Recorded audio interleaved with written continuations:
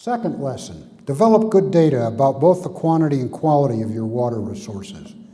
Without good data, it's not even possible to know whether you have a problem, and without good data, there is a strong temptation to dissipate energy and funds in reacting to intuitive problems that may turn out to be either ephemeral or not problems at all.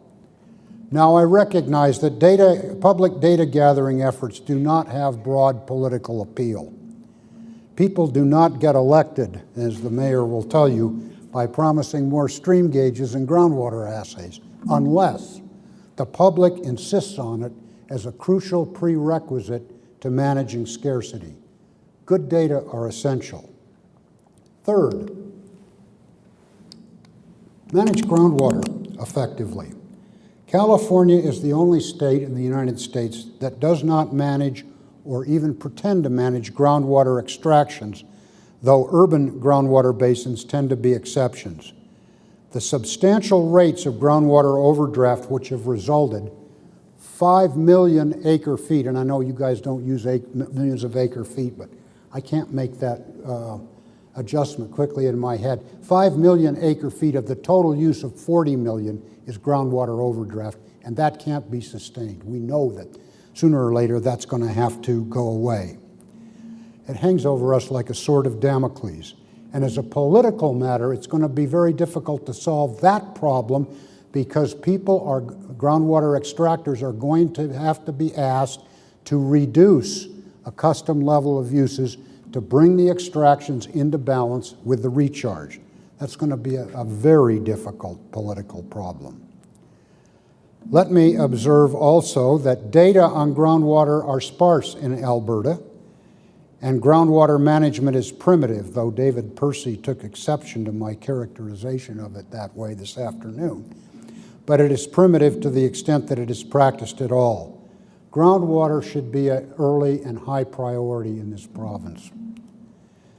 Now, the lessons that we have learned in another planet in California are hard lessons.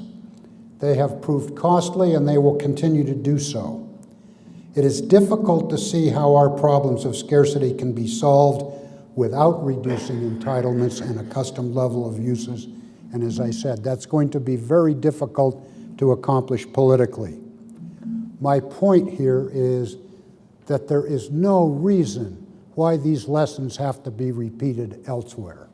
Just because we weren't smart enough to figure it out doesn't mean that you should be.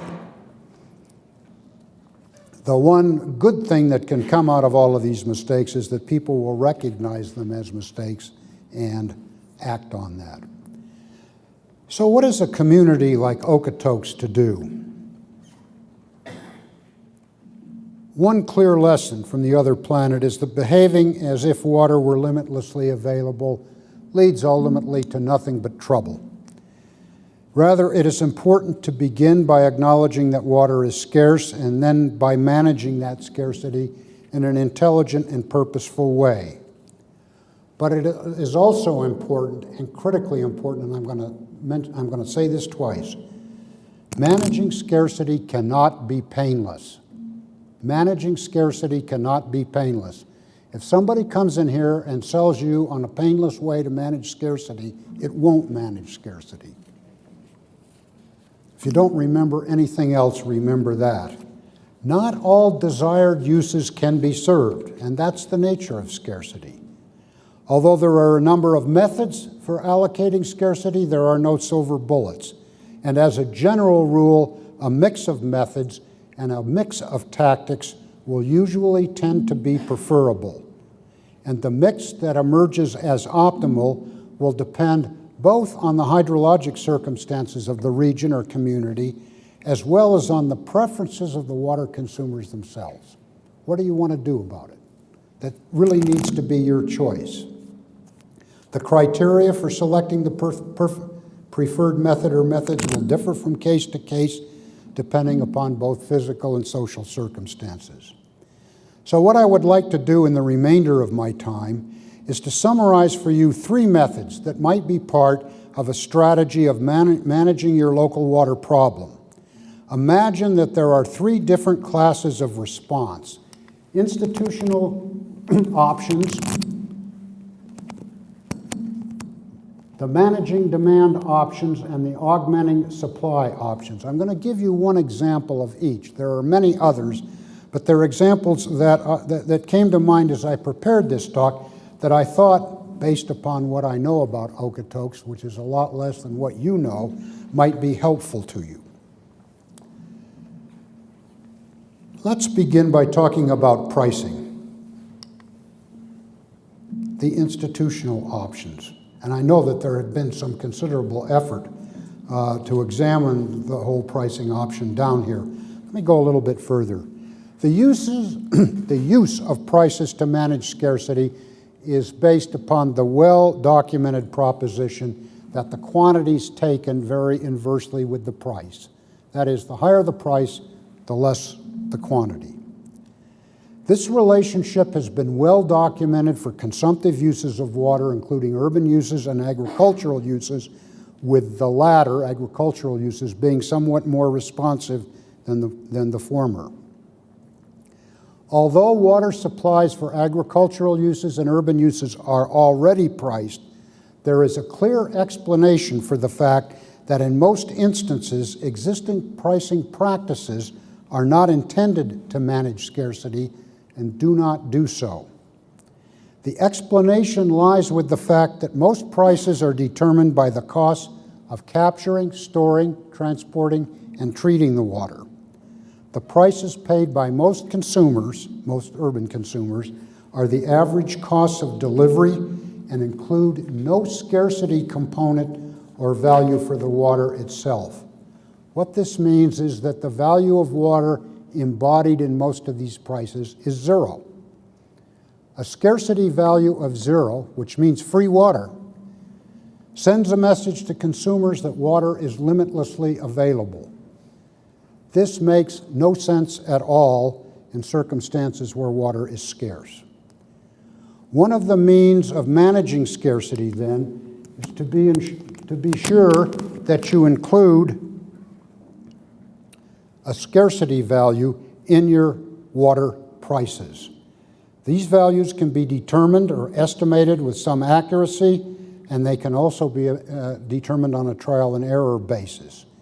If they are correctly established and are applied to a single service area, say the city of Okotoks, they will intend to ensure that water use within Okotoks is economically efficient. Now, using prices to manage scarcity will invariably cause the price of water to rise. After all, that's how prices work. This may create problems of public acceptability that must be managed in turn, and failing to manage these problems may result in public rejection of the pricing system. I just read some of the materials in the back there, and it looks to me like you know all about developing public acceptance and public understandings for a whole variety of things related to water management, and I simply underscore that with respect to changes in pricing practices. Managing scarcity with prices also raises issues of fairness, and there will also be considerable controversy over schemes that make water more expensive because it will be alleged that the poor are thought to suffer unduly for that reason, and it's unfair to them. We have had considerable experience with scarcity pricing in electricity, and we use energy rate structures, and you may too for all I know, in which the first lifeline block, and that's what we call it, the lifeline block of energy that's basic to simple survival, and that's particularly so up here with the temperatures, is modestly priced so that everybody can afford it. The price of succeeding blocks then goes up, and money that comes from those succeeding blocks is then used to defray any shortfall of the lifeline. We've had a lot of experience with this, and the evidence is very clear. It takes the poor argument out of the pricing proposal.